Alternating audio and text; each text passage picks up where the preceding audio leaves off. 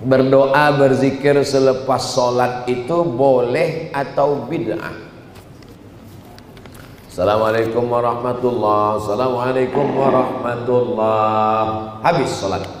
Sholat itu aqwalun ucapan, wa af'alun perbuatan.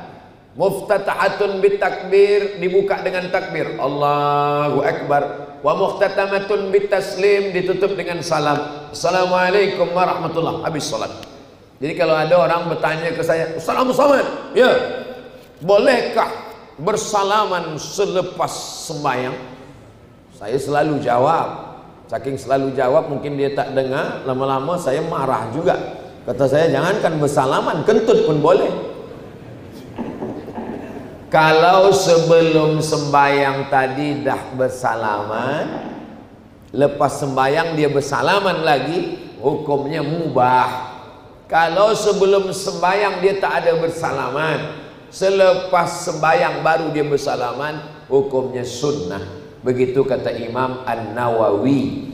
Adapun berzikir maka sunnah. Subhan, astaghfirullah, astaghfirullah, astaghfirullah, astaghfirullahalazim, astaghfirullahalazim. La ilaha illallah la syarika lah, lahul mulku wa lahul hamdu. Allahumma antas salam wa minkas salam. Allahumma la mani'a lima a'taita wa la mu'tiya lima mana'ta wa la radda lima qadaita.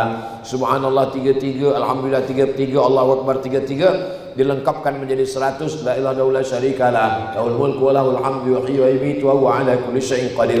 Adapun masalah jahar atau sir, itu yang ikhtilaf. Zikir selepas salat tak ada ikhtilaf, sunnah. Yang ikhtilaf itu jahar atau sir.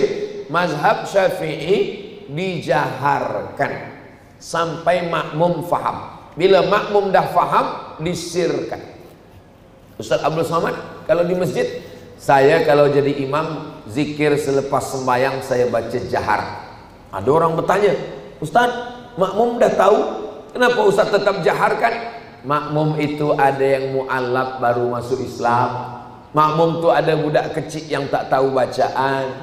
Makmum itu ada orang Islam, memang dia dah lama Islam, tapi baru itulah dia sembahyang. Dia tak tahu bacaan, maka saya kuatkan. Sebab bila dia nanti balik, ini budak-budak kecil yang sembahyang di masjid, lepas itu mak dia tanya balik, apa yang dibaca Ustaz Somad tadi bila lepas sembahyang? Dia tak dengar, maka saya jaharkan, sebab itu salah satu cara mengajar. Mazhab Hambali, zikir itu terus dijaharkan. Dalilnya hadis riwayat Abdullah bin Abbas. Kata Abdullah bin Abbas, kami tahu Nabi lepas salat dah selesai di masjid sebab kami mendengar suara takbir dari luar masjid. Abdullah bin Abbas di luar masjid, dia dengar suara takbir dalam masjid. Padahal masa itu belum ada lagi mic. Itu maknanya suara itu kuat. Allahu Akbar, Allahu Akbar, Allahu Akbar, Allahu Akbar. Begitulah suara Nabi dan sahabat waktu itu. Sebab belum ada mic lagi, didengar oleh sahabat di luar masjid. Kami tahu Nabi dah selesai salat sebab kami mendengar suara takbir dari luar masjid. Jadi masalah dalil zikir jahat. Adapun berdoa bersama imam, dalil yang pertama, ad-da'i wal mu'ammin fil ajri sawa. Yang berdoa dan yang mengaminkan pahalanya sama. Dalil yang kedua, Nabi pernah mengatakan amin, amin, amin, tapi yang berdoa tak ada.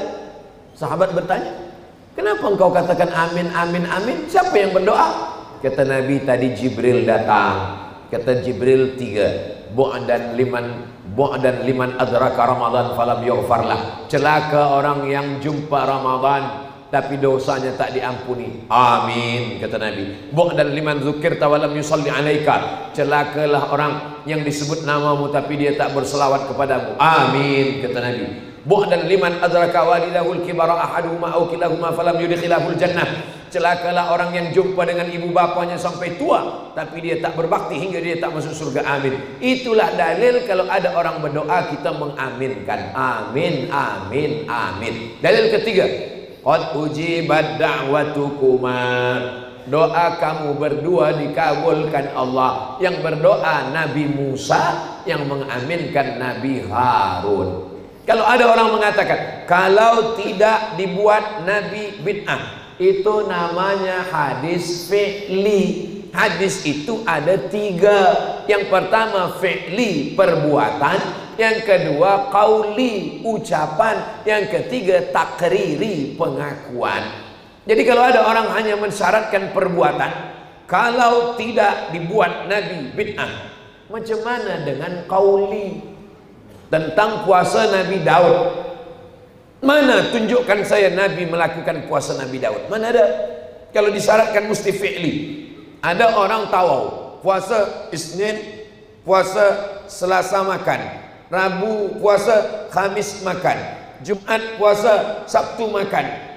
Itu hadisnya qauli, ucapan Nabi. Apa kata Nabi? Ahabbus shaum ilallah shaumi Daud. Puasa yang dicintai Allah, puasa Nabi Daud. Jadi sunnah itu 3. Yang pertama qauli, yang kedua fi'li, yang ketiga takriri. Kalau tidak dibuat Nabi bid'ah.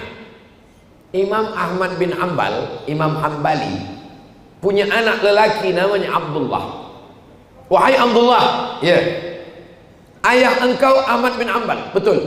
Berapa rakaat dia sembahyang sehari semalam? Salasami'ati raka'ah, 300 rakaat. Mana ada dibuat Nabi? Kalau kaedahnya kalau tidak dibuat Nabi masuk neraka, berarti Ahmad bin Hanbal masuk neraka lah, karena dia membuat 300 rakaat sehari semalam. Nabi punya anak namanya Fatimah. Fatimah punya anak namanya Husain. Husain punya anak namanya Ali Zainal Abidin. Mengapa dia dipanggil Zainal Abidin? Perhiasan ahli ibadah. Kata Imam Az-Zahabi dalam kitab Syiar A'lam An-Nubala, kerana Imam Ali Zainal Abidin bersujud sehari alfa sajadah, 1000 kali sujud. Mana ada Nabi 1000 kali sujud? Kalau tidak dibuat Nabi, penuhlah neraka itu dengan orang-orang soleh. Abu Hurairah sebelum tidur malam dia gulung tali, dia petik 1000 kali tasbih sebelum tidur malam. Subhanallah, subhanallah, subhanallah, subhanallah. Baru dia tidur. Tengok kitab Syiar A'lam An-Nubala. Kalau begitu masuk neraka lah dia. Sebab Nabi tak pernah memetik 1000 kali baru tidur malam. Imam Masjidil Haram, Syekh Abdul Rahman Sudais, malam Ramadan sembahyang tarawih, membaca doa khatam Quran dalam sembahyang tarawih. Kita di bumi Melayu baca doa khatam Quran itu bila anak dah khatam Quran bersunat, bukan dalam sembahyang, di luar sembahyang. Mana ada Nabi baca doa khatam Quran dalam sembahyang tarawih? Kalau begitu masuk neraka lah Imam Abdul Rahman Sudais sebab baca doa. Jadi memahami sunnah tidak sempit macam itu. Kalau tidak dibuat Nabi masuk neraka, penuh neraka itu dengan orang-orang soleh.